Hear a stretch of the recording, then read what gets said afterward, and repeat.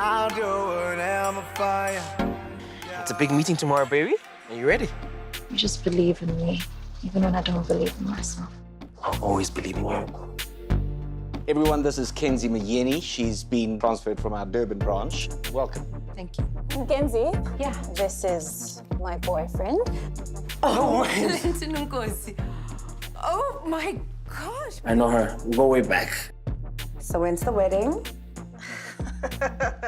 You know, I have a lot of things happening in my life and work is quite demanding. Oh, you're running for partner. May the best woman win. Tamara couldn't make it. She had a personal errand she had to run, so she asked me to stand in for her. Can't wait to see you. Love, C. I just remembered seeing Kenzie later for a catch-up session. What happened to all of us having lunch together? Oh, baby, we'll be catching up on old stuff. I didn't think you'd want to get left out in our conversation. I trust him. It's her.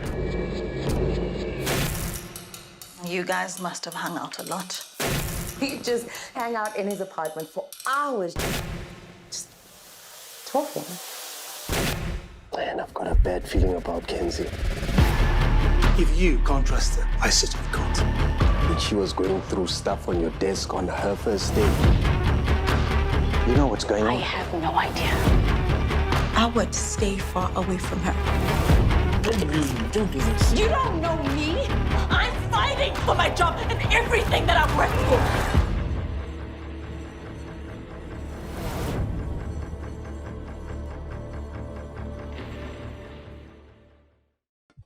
Well, yeah. There's a new movie streaming right now on Netflix called Homewrecker, a local thriller done by two amazing ladies who gave us one of my most, I want to say my most favorite.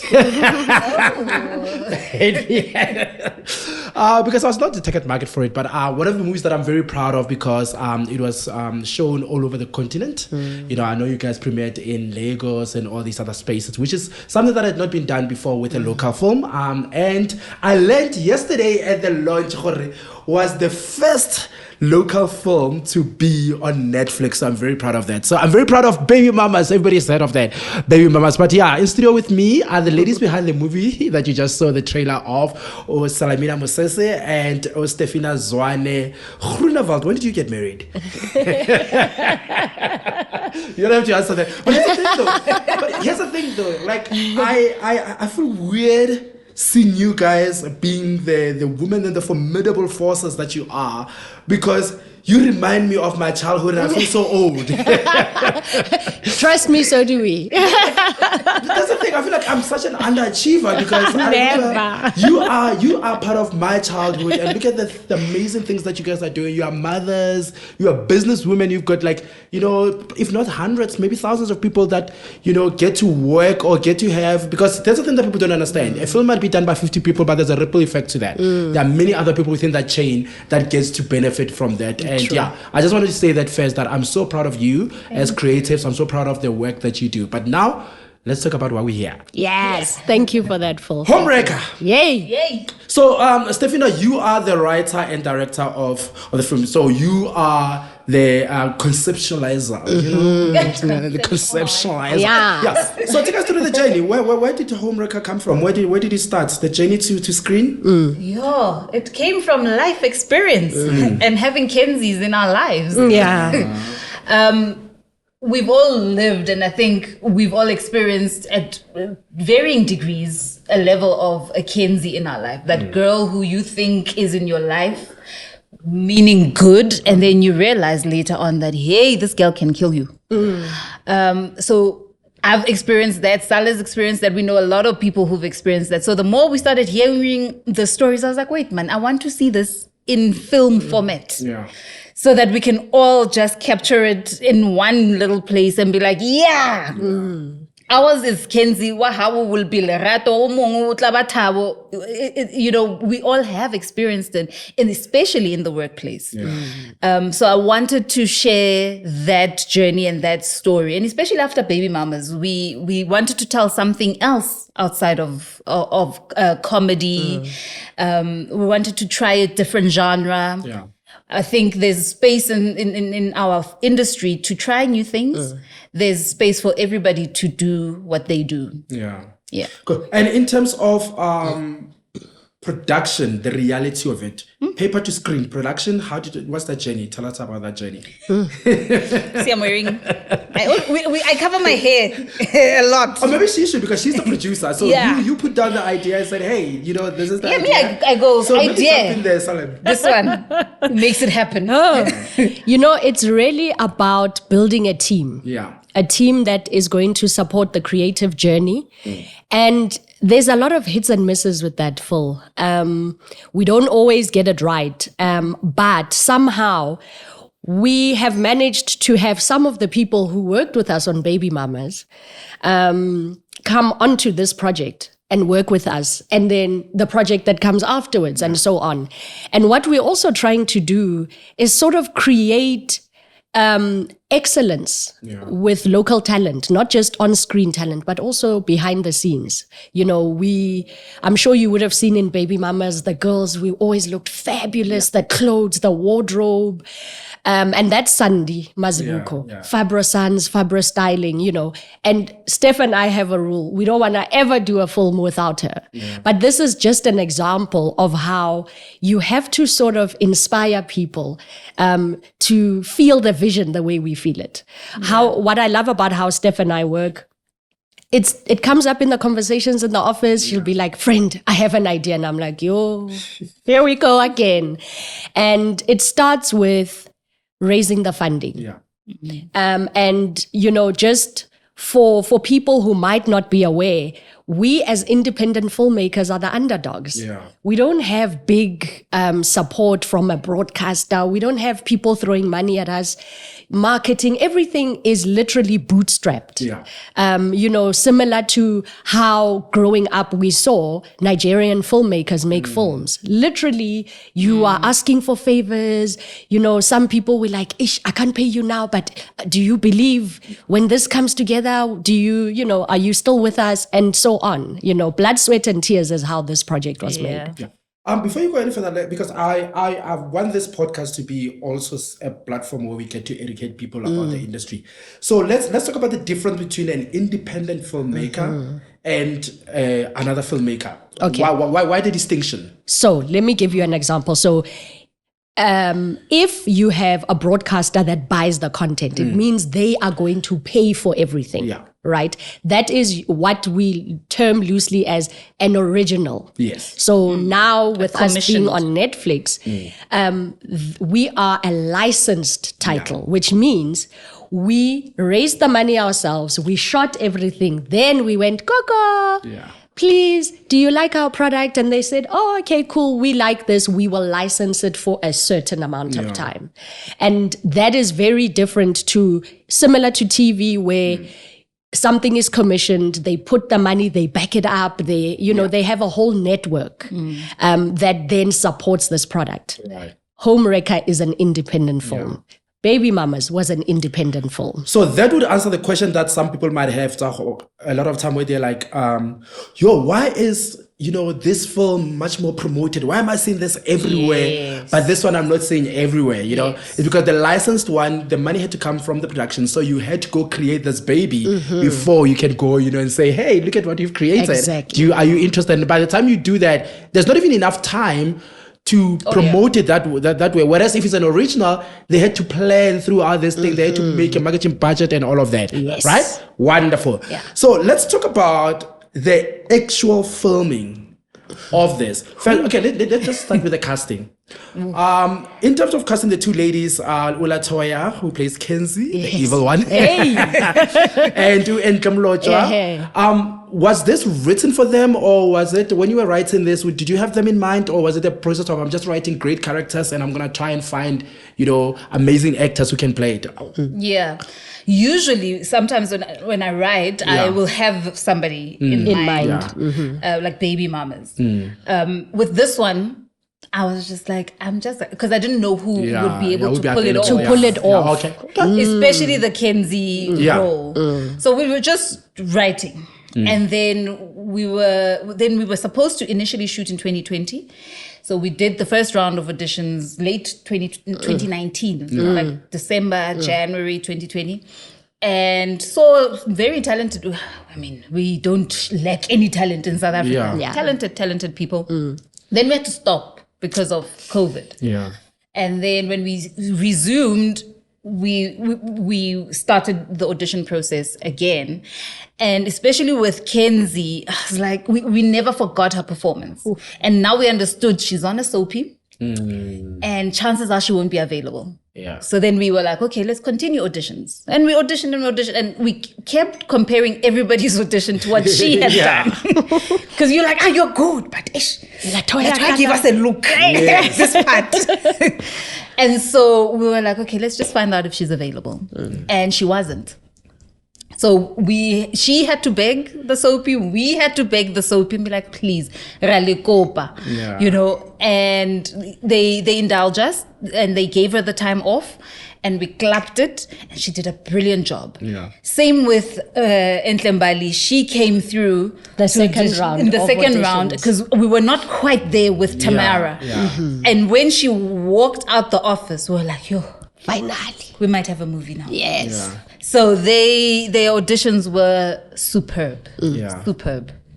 I understand that you guys shot this during the early part of the lockdowns, which were very, very kind of strict. Okay, let me just ask you guys, let me not assume, right? Yes. Was it in the beginning where we were not sure as to how stringent it's going to become, or were you guys in the midst of it when we were being told that, hey, you can only go out for 3 hours? We were... Can we come from there? You just reminded us. We were shooting in 2021. Yeah. June, July. Yeah, July of 2021. So that's when the pressure had mounted and the government was starting to give out permits. Yeah. And we had curfews. Yeah. Now, this film is mostly at night. Yeah. And trying to shoot everything before we all have to go home. Yeah. It was tough every single day. And we were driving around with those permits. Police were stopping our crew. Yeah. Drama every single day. But here's the thing, though. I mean, I've seen the film. Okay. I think that in itself was a bit of an advantage because unless somebody tells you that this was shot during lockdown, you don't notice that. You don't. The streets are empty because it's at night. So you don't. Yes. You know what I'm saying? So you don't ask yourself, why are the streets empty? You can see you. Yeah, people are sleeping. Yeah. Yeah. So, at what point did you guys know that this was going to go to Netflix? Did you know as you were shooting, we are aiming for Netflix, or were you just guys shooting this and hoping that it's going to go, the distribution route and go through cinema? And then maybe if one of the streamers are interested, that might come later. So at what point in the process did you guys know? We didn't want to go to cinema with this one. Yeah. We did cinema with Baby Mamas. It's also a very grueling thing for South African films, guys. Yes. That's a podcast conversation. No, absolutely. No, I know. On its own. So with this one, we were like, yeah. Now, because Baby Mama's journey was also very educational for us as filmmakers. Yeah. We did the cinema route. Then we traveled internationally, different festivals, Then we even released in cinema in Nigeria. Yeah. Came back, box office, DSTV, local TV, Netflix, right? As the experiment for them when they came into the continent. Yeah. So for us with Homewrecker, it was like, well, we know what it does for a film to be on the Netflix platform. Yeah. So let's try and see if we can get them interested. It was a hope and a dream. Yeah. And I think also, just to add to that, Sal, after 2020, viewing habits changed completely. So we also had to be cognizant of that aiming for cinema, because initially in 2020, it was going to go into cinema. We were going to try and see if that was feasible. But after that 2020 shutdown, everything changed, especially for our industry. So when we went into shooting in 2021, we understood cinema is not an option. Yeah. because it was at the verge of collapse. Yeah. Literally. So we which is why we then were hoping for any of the streamers to license it. Specifically, we already had a relationship because of Baby Mamas. So we were hoping for Netflix to come on board. Cool. So Homewrecker, who should be watching Homewrecker? Anyone who is in a group of friends. Yeah. Male and female. Yeah. One thing that we always try and do is, yes, we are female filmmakers and we always want to portray strong female characters. Yeah. But everyone always notes that we also always have such enjoyable male characters. Yeah. So because it's a Netflix and chill kind of film, grab your friends, the friend groups. It's for couples. Yeah. I think it's a conversation starter. I think it's fun because it's a genre that it's not like a chick flick, so to speak. Yeah. So I know that men enjoy this genre, the mystique, the mystery, the drama, the betrayal, So I think it's definitely one for continental audiences. Yeah. And it's really for anyone who's interested in seeing what happens when you throw two women together and there's a showdown. Yeah. And then you throw in ambition and successful people at work, career, legal firm. So there's a mix there. I think, if that sweet spot of between like 20 to what? 35 40. is the primary. 20 to 35 would be the primary audience. Okay. Yeah. Secondary audience Kirona. After 35.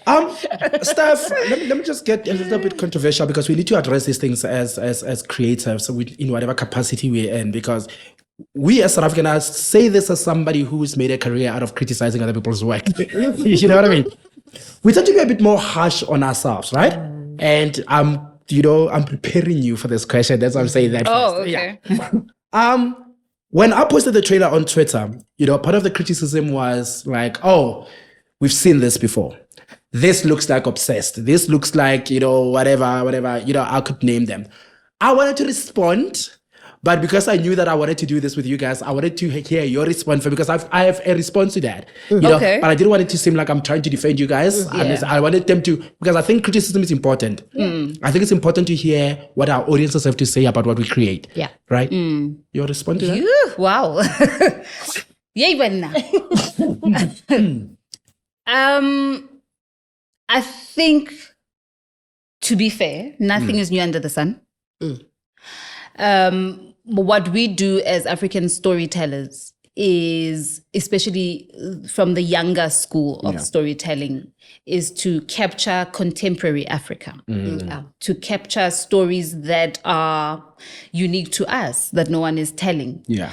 And just because a Hollywood, perhaps, and maybe even the East, China might have told certain stories, they've told them from their point of view. They've told them from an American point of view, or a white point of view, a Black American point of view.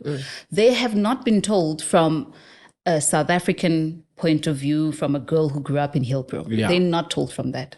So what we do as storytellers, any storyteller, any artist, is to share their gift from their perspective. There's something I saw recently where this lady was saying that with art, you see, if something like a kettle, you only need one kettle in your house, just one. But where art is concerned, I have over 100 books in my house. Exactly. You don't buy a book and go, I'm done. Sure. Yeah. I'm done with all South African books. Yes. You don't watch one film and go, whew, I did my bit for human society. Yeah. Art can be consumed over and over and over and over again, which is why we all have the jobs that we have. But the thing that makes us unique is only our perspective. It's from which vantage point is the story coming from. Yeah. Yeah. I want to model see school. Yeah, you said it more eloquently than I could have. But yeah, we share the same sentiment because I was sitting there thinking, before you saw Beyonce in Obsessed, there was that film Single White Lady with Bridget Fonda and all of that. So what you said is actually perfect. It's there's nothing new under the sun. And somebody said something, there are no new concepts, but just new ideas on already existing concepts. You know? And for me, it's like, why is it that when we look at South African content, we tend to want it to be so something that we've never seen it before, which we know it's impossible. Like we create this, feats that nobody, even Hollywood, cannot reach. You know what I mean? And I love that you said it so nicely. I'm hoping that whoever's watching this, who had the same sentiments, would actually get it. That we all experience the same thing. We just experience it from different vantage points, from different circumstances. Yeah. Every girl anywhere in the world, from whatever culture, has had a heart broken. Yes. Has been cheated on. Yes. Every boy has. But can I also just add, there's we take a look a lot at the Hollywood as an industry, but what's closer to home that can be comparable to Hollywood for us is Nollywood. Yeah. And they actually have a very big industry, and big in size and big in the money that gets exchanged, right, in trading. And it's because they've spent years building it. And building is not nice. Because in them building over the years, they had to, we've all seen the movies that had the booms in shot. Yeah. All of us have seen them. But people were still watching them. They even got to South Africa because we were not watching them from Nigeria. They even traveled to a point where they even reached our shores. They've reached the Caribbean. They've reached all these continents. And it wasn't because of anything else except that the human story is universal. Yeah. You take out the boom. Witchcraft is witchcraft. Yeah. Like anywhere in the world, it's witchcraft. Heartbreak is heartbreak anywhere in the world. So people got grabbed by the storylines. The rest of us filmmakers will look and be like, ooh, but that boom, ooh, but that shot. Their core audiences didn't care. Yeah. And what they also understood was we also see the booming shot. We've also got eyes. But what's important now is to release these stories from our perspective. From our perspective. And they did that. Now you watch any Nollywood, anything released from that part of the world, crisp. Yeah. Oh, Kings of something. Kings of Lagos. Yes. Oh my God. I was looking forward to that. Yeah. When it Gangs of dropped, Gangs of Lagos. When it dropped, I was watching. Yeah. And it was beautifully shot. Yeah. And they also understand collaboration. Yeah. Because a lot of their stuff now, or even now, is being shot by some South African DOPs. They understand collaboration, and it's through collaboration they've been able to grow and build. Yeah. And we borrow from them quite a lot. Yeah. Even with the making of Homewrecker, the day we decided, okay, yes, we're in COVID. Yes, we don't have enough money. Yes. Let's just shoot. We reached out to the same people who distributed Baby Mamas. Yeah. And we're like, we're stuck. Advice, and they said, shoot. Look, I want to say to anybody who's watching this who is a fan or a supporter of the creative industry, especially the filmmaking industry, they should watch. It's called King of Boys. Not. I wasn't talking about. You were talking King of Boys. And there was a beautiful excellent documentary on Netflix about the journey of that film to becoming what it was on Netflix. And it's a beautiful story about how Nigeria rallied behind making that, the biggest, selling, whatever. And I was like, if we can only have that in South Africa. I was like, but we don't have that kind of culture. We did have it in a small scale in Yana with Tsotsi, when we, rallied behind Tsotsi. I mean, I love the love that Tabamulaya gets with this project with 4 letters and all this. So there is room for that to happen. But I think that streaming is creating a platform where I think everybody now is invited to the table. Yeah. You get what I'm saying? Because the culture of cinema going is, hey, the economy, guys, You know what I mean? So it's hard because you can't just plan for a ticket. Yeah. You plan for a day out. Exactly. Yeah. And it's an occasion. It's an expense. And all that. So, ladies, I want to keep this very short. So let's just talk about the company that you guys own. Sorrel Media. Sorrel Media. Sorrel Media. Yes. you've done Baby Mamas. Now you're doing Homewrecker. Both female centric. Both geared towards empowering and putting out characters that female actors can say, damn. Those ladies might have a new project coming in. I want to be part of it, because they see me. Yeah. Is that the ethos of the company, or are you guys using that because now that's a gap in the market for it, and then you will get to a point where you just want to tell stories simply because they are stories, not because they are female-centric or female-led and all of that? There's no hard, fast rule, but I think it goes back to what Steph was saying, perspective. What we know is how to be Black girls, Black women, what we feel like, how we think, and there is room for that perspective to be shared. I think we both grew up acting on various productions, and some of the fights that we had to have, like simple things like, no man, you hide your, and then we had to have fights with producers, etc., etc. So all of those years of experience, we sort of feel that into the stories that we create, right? But we are storytellers, and we want to tell whatever story is exciting us at that time. We actually have an action film completely finished about heists and all of that. It's at a script phase. That's still a story we want to tell. Obviously, we will have a badass female character in there, but that is a story that will be driven by the male characters. We want to keep ourselves loose, guys. We need to be given room to grow. I don't think as creatives, anyone wants to be boxed in and told, or you can only tell a romantic comedy. You can only tell stories with females. It is what we do well because that's our lived experience.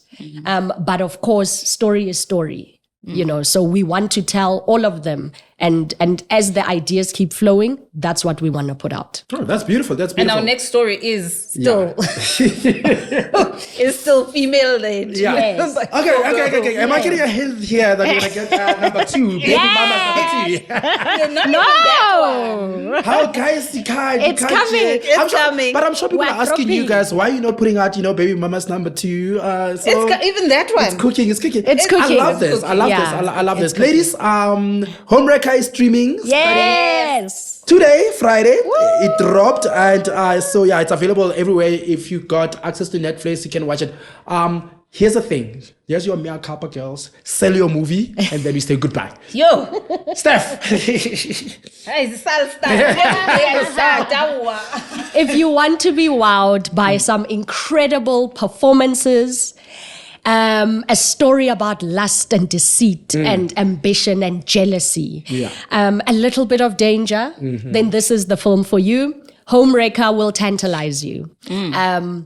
And you will be incredibly impressed by all the performances in this film. So chain in, popcorn, check it out, all of it. Netflix and chill. Me, I've got 3 words. Yes. I'm stealing from someone from our team. Oh, yes. And they say, lights, camera, betrayal. Okay. Right, but certainly before you go, I just need to acknowledge, thank you so much for doing that. Actually, at the premiere, you took a moment to acknowledge the passing of Ulumko Johnson, and you mentioned that one of your sound guys as well had passed away, which is a sad thing for our creative industry. But I was really touched by what you did for Ulumko. Our friend, we love him, we miss him. Homewrecker is streaming right now on Netflix. Go watch it and let me know what you think about it by hitting me up on my socials, at Filmpilla on Twitter. Let me know whether you like it or not. We want to know so that we grow as creatives and they can make better movies. Tell them what you think. Engage with them. Sorrel Media. I'm sure you guys have a social media. Yes, we are at Sorrel Media Productions. At Sorrel Media Productions. So look for it on Instagram, Twitter, everywhere. Engage with them. Let them know what you think about the movies that they're putting out, and support them. And support also means you can be honest about what you consume. I get well.